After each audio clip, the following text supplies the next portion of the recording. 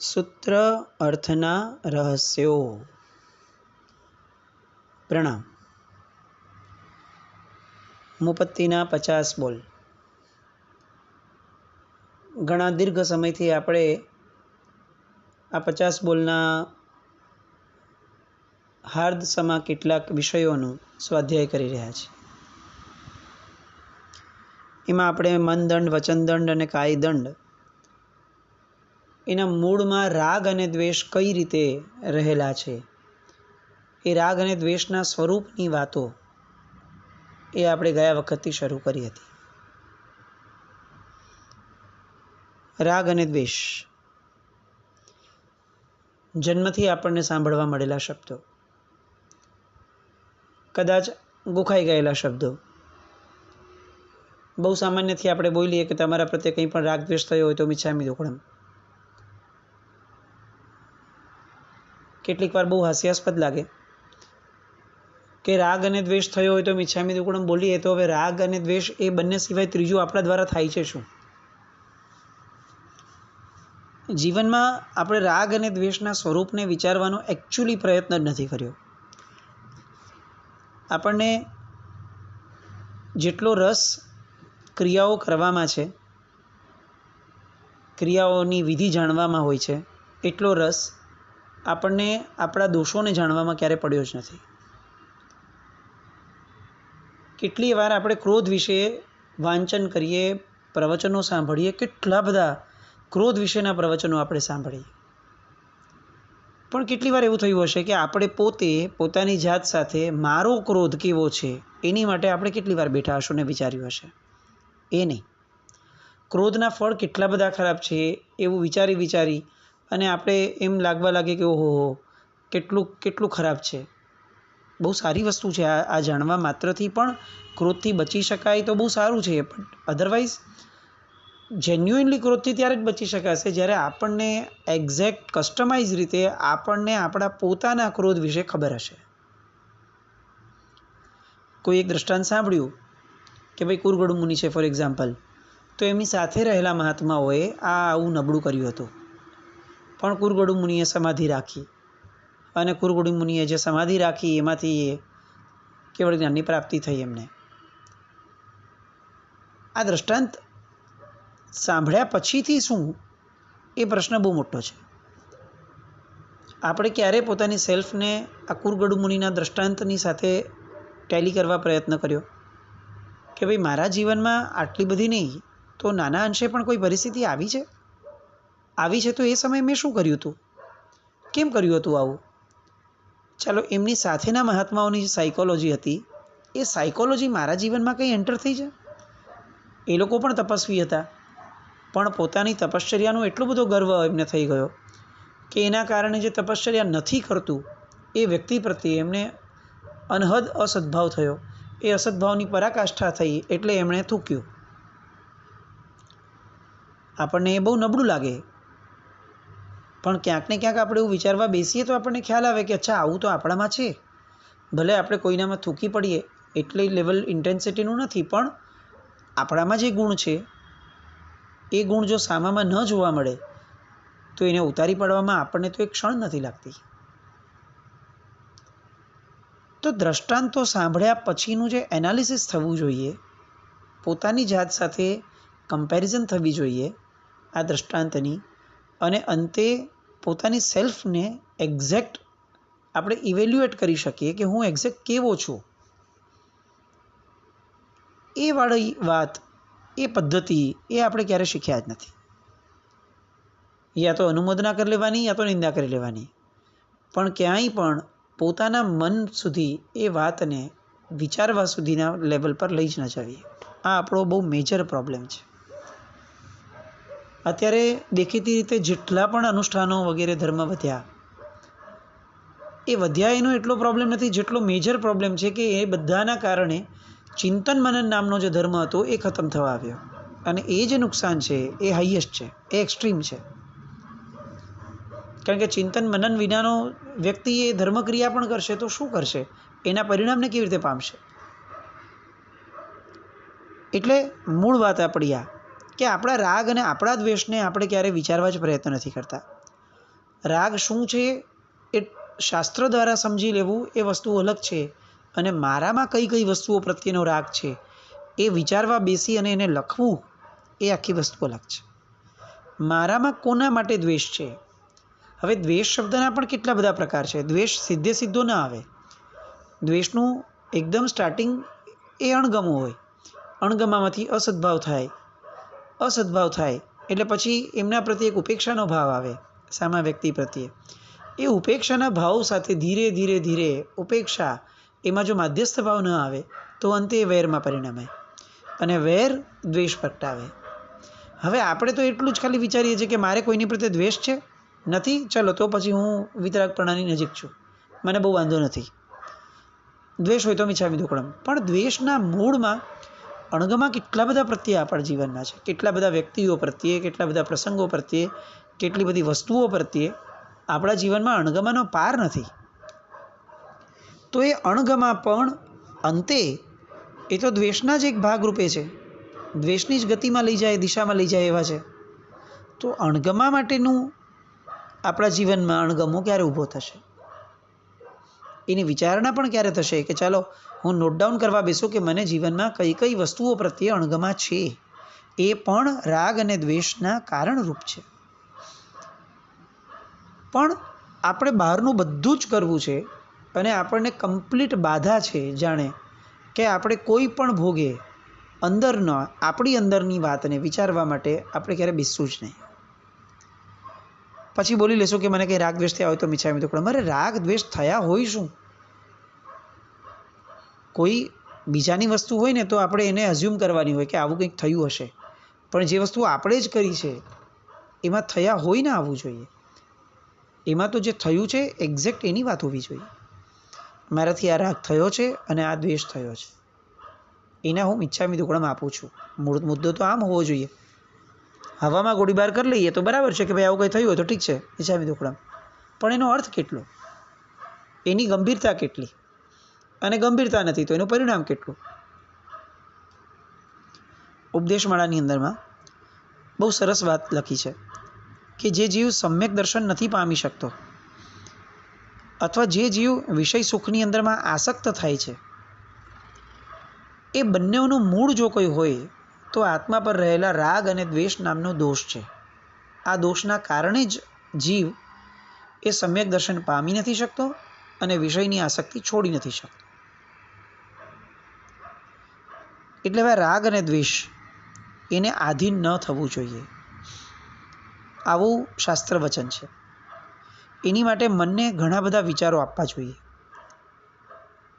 ઘણા ગુણોનો નાશ કરનાર, અરે સમ્યક ચારિત્ર ગુણનો વિનાશ કરનાર એવા પાપી રાગ દ્વેષને આધીન ન થવું જોઈએ, આવું પણ ઉપદેશમાળાની અંદરમાં વચન મૂક્યું.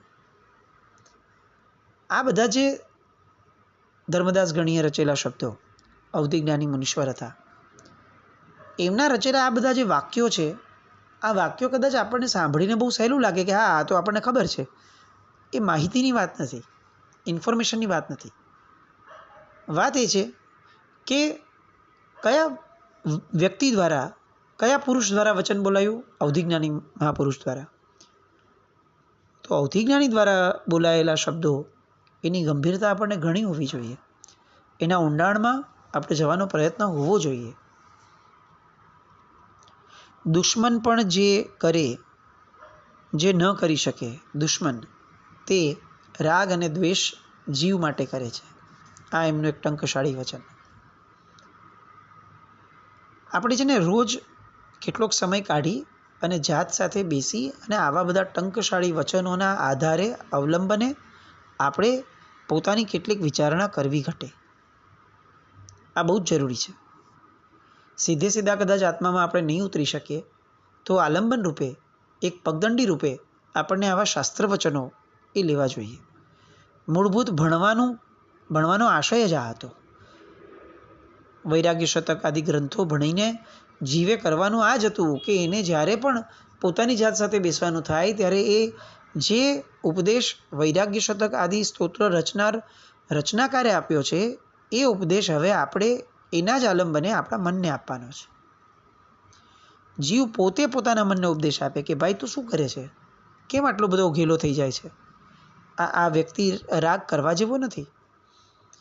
જે ધર્મ પામી અને ઉત્તમ તત્વો પ્રત્યે પણ રાગની જ્યાં ના છે, એવા સમયે જે તત્વો પોતે જ ઉત્તમ નથી, કનિષ્ઠ છે, જે પોતે જ ભવભ્રમણ કરવાવાળા છે, એવા વ્યક્તિઓ પ્રત્યે, એવી વિષયો પ્રત્યે રાગ કેમ કરવો છે? આવું જાતે પોતાના મનને સમજાવવું જોઈએ. રાગ અને દ્વેષ. બીજું એક સરસ મજાનું વાક્ય: આ લોકમાં તકલીફ, અપયશ અને ગુણ વિનાશનું કાર્ય એ આ રાગ અને દ્વેષ કરે છે. પરલોકની અંદરમાં શારીરિક અને માનસિક દુઃખો એ આ રાગ દ્વેષના કારણે પેદા થાય છે. માટે ધિક્કાર છે તે અકાર્યને. રાગ દ્વેષ વડે અતુલ કટુક રસ રૂપ ફળ ભોગવવું પડે છે, એવું જાણવા છતાં જીવ કેમ એ જ રાગ દ્વેષને સેવી રહ્યો છે? ઉપદેશમાળાના આ ટંકશાળી વચનો. આજે આ બધા વચનો લેવાનું કારણ આ છે કે ફક્ત વાતો સાંભળવાથી કંઈ નહીં થશે. કેટલીક વાર આવો પ્રશ્ન થાય, સૂત્રાર્થ રહસ્ય બહુ જ ઇરેગ્યુલર રહ્યા છે, બહુ મોટા મોટા ગેપ સાથે આવ્યા છે, એની 100% ક્ષમા યાચના કરવી ઘટે. પણ એક વિચાર મનની અંદરમાં ઘણા વખતથી ઘુમરાયા કરે છે કે આ બધું જ સાંભળ્યા પછી શું? એટલે આવું તો આના કરતાં તો ઘણું સારું સંભળાવવાવાળા લોકોનો અત્યારે આ સોશિયલ મીડિયા આ બધાના કારણે આપણને એટલી બધી કમ્ફર્ટ ઝોન છે કે આપણને બહુ જ બધું અવેલેબલ છે, બહુ જ બધું. તો ક્યારેક એવું મન થાય કે જ્યારે આટલું બધું અવેલેબલ છે, બેસ્ટ, અને એ બેસ્ટ અવેલેબિલિટી હોવા છતાં એને સાંભળ્યા પછી પણ જો જીવે પોતે પોતાના માટે કંઈ કરવું જ નથી, વિચારણાના સ્તર પર જવું જ નથી, તો પછી આવા સૂત્રાર્થ રહસ્યોને એડ કરી અને આપણે ફક્ત અને ફક્ત મીડિયાની એક સંખ્યામાં કંઈક ઉમેરો જ કરીએ છીએ કે બીજું શું? સૂત્રાર્થ રહસ્યનું એકચ્યુઅલ જો પરિણામ કંઈ જ નથી અથવા બહુ આંશિક છે, તો જ્યારે મહાપુરુષો આટલા બધા સરસ બોલવા બેઠા હોય ને એમનું પણ બધું આવું સરસ મજાનું સાહિત્ય મળતું હોય, તો એવા સમયે બહુ સામાન્ય જ્ઞાનથી, સામાન્ય સમજણથી નીકળેલી વસ્તુઓ એને પ્રચાર પ્રસારમાં મૂકી અને કેટલો ફાયદો થશે? આવો પ્રશ્ન ઘણીવાર થાય. અને આ પ્રશ્ન થવાનું મૂળ કારણ આ છે કે આપણને હવે બધું સાંભળવું ગમે છે. સાંભળ્યા પછી શું કરવું એ દિશા પકડવી આપણને ગમતી જ નથી. અને બહુ બધું સાંભળી અને ફક્ત આપણા પુણ્યનો વપરાશ કરી લેવો અને નવું કંઈ જનરેટ જ ન કરવું, શુદ્ધિનું તત્વ, એ તો ઉલટાનું નુકસાન રહેશે. એટલે આવા ક્યારેક ભાવ થતા હોય કે સૂત્રાર્થ રહસ્ય કે આ બધી વાતો, એ વાતોનો કેટલો અર્થ સરે છે એ જ સમજાતું નથી. મૂળ મુદ્દો આપણો ઉપદેશમાળા, એના ટંકશાળી વચનો.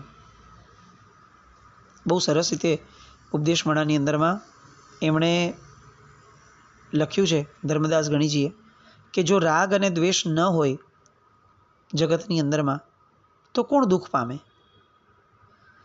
સુખથી કોણ વિસ્મિત અથવા આશ્ચર્ય પામે? અને કોઈ પણ મોક્ષમાં જોડાય નહીં. અને એટલા માટે જ આ દુઃખો એ સિદ્ધશિલામાં જવા માટેની સૌથી બેઝિક પાયાની આવશ્યકતા છે.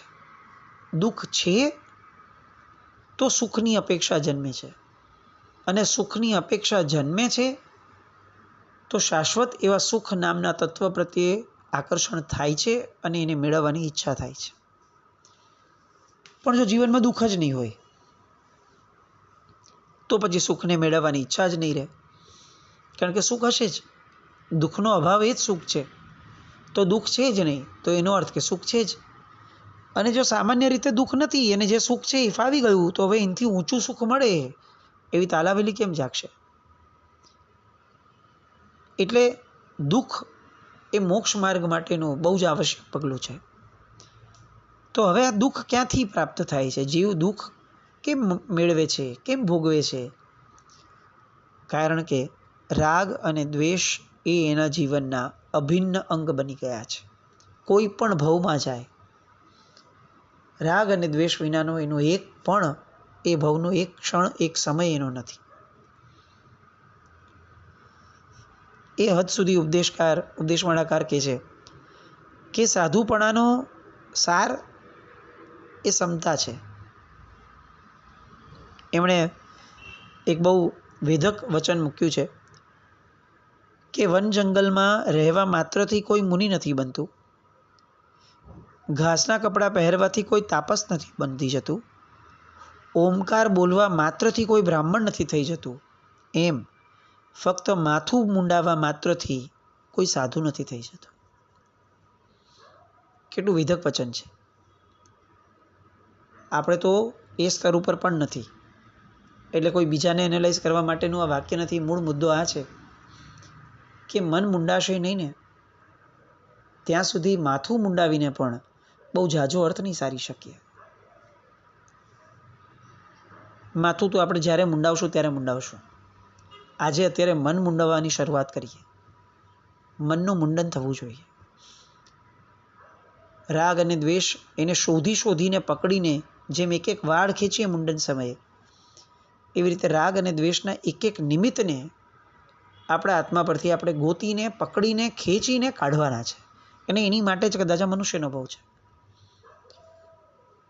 મનદંડ, વચનદંડ, કાયદંડ, આ ત્રણેય દંડ એના મૂળમાં જે રાગ અને દ્વેષ છે એને સમજવા જ જોઈએ. અને એટલે આપણે ગયા વખતે 3 પ્રકારના દ્વેષ પણ જોયા: દ્રષ્ટિ દ્વેષ, સ્નેહ દ્વેષ અને વિષય દ્વેષ.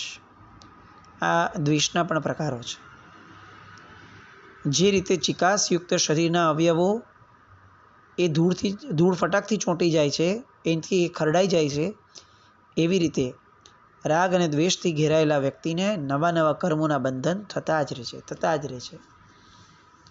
અને એટલા માટે રાગ અને દ્વેષના સ્વરૂપને સમજી એ રાગ અને દ્વેષ આપણા જીવનમાં કયા પ્રકારે છે, કારણ કે દરેક વ્યક્તિના અલગ અલગ પ્રકારે છે. કોકને મીઠાઈ ભાવે છે તો એને રાગનો વિષય છે, કોકને મીઠાઈ ભાવતી જ નથી, એટલે એની માટે મીઠાઈ ક્યારે રાગનો વિષય બનતી જ નથી. તો હવે એ બંનેઓને કોમન ઉપદેશ કઈ રીતે અપાશે? એ બંનેએ પોતપોતાનો ઉપદેશ પોતે લેવો પડશે. કારણ કે એને મીઠાઈ નથી ભાવતી બીજાને, તો કદાચ એને ફરસાણ ભાવે છે. પણ નક્કી તો જાતે કરવું પડશે, જાત સાથે બેસીને કરવું પડશે. એટલે મનદંડ, વચનદંડ, કાયદંડ, આ ત્રણેય દંડની વાત આવે ત્યારે જીવનની અંદરમાં જાત સાથે બેસવું એ સૌથી પહેલી જરૂરિયાત છે. આપણને એવું લાગે કે મન સાથે બેસીને વચન અને કાયાને શું ફરક પડશે? તો શાસ્ત્રકારો બહુ સ્પષ્ટ કહે છે કે આપણા કાયા દ્વારા જે પણ વ્યવહાર થાય છે એ એટલા માટે થાય છે કારણ કે ક્યારેક મનમાં એના વિશેની વિચારણા થાય છે. જેની વિચારણા મને કરી જ નથી એને ક્યારેક કાયાના સ્તર ઉપર વારંવાર કરવાનું એ શક્ય ન બને. વચનના સ્તર ઉપર પણ આપણા દ્વારા જે શબ્દો બોલાય છે એનો પણ મૂળ કનેક્શન મન સાથે છે. એટલે વચન અને કાયા આ બંનેના મૂળ આધારમાં મન છે, અને મનના આધારમાં રાગ અને દ્વેષની અલગ અલગ પરિણતિઓ છે.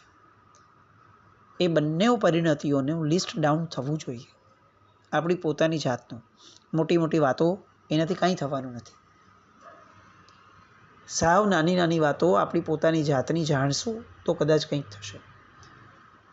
જગતમાં શું ચાલે છે, જગત કેવું છે, જગતે શું કરવું જોઈએ તો વધારે સારું થાય, આ બધી વ્યર્થ વાતોની અંદરમાં ક્યારેય મોક્ષનો માર્ગ જડી નહીં શકે.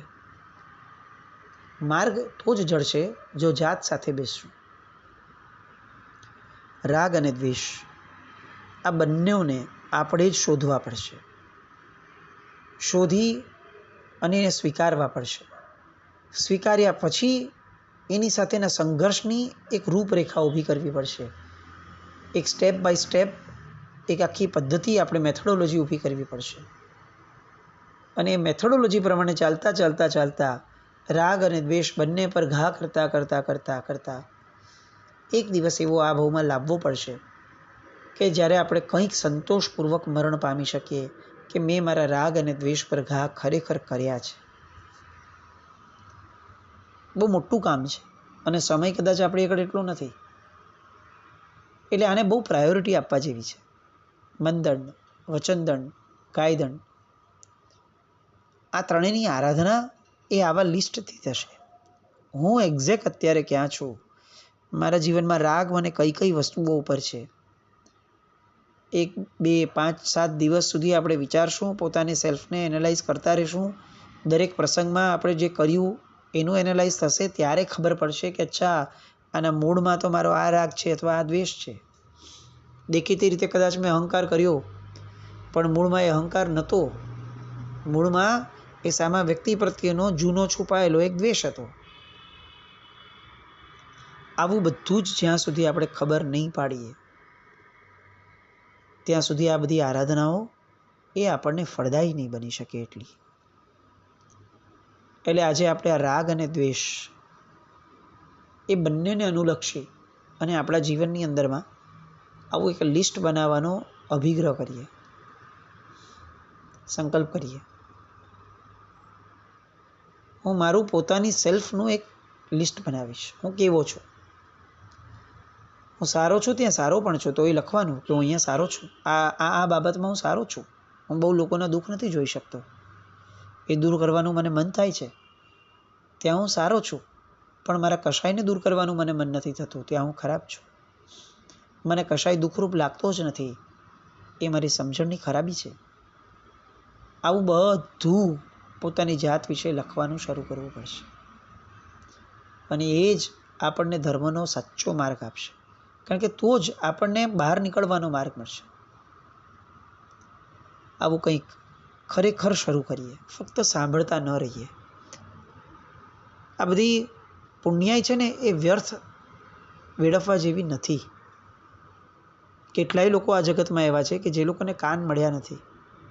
કાન મળ્યા હોય તો સાંભળવાની શક્તિ મળી નથી. સાંભળવાની શક્તિ મળી હોય તો સારું સાંભળવાની રુચિ મળી નથી.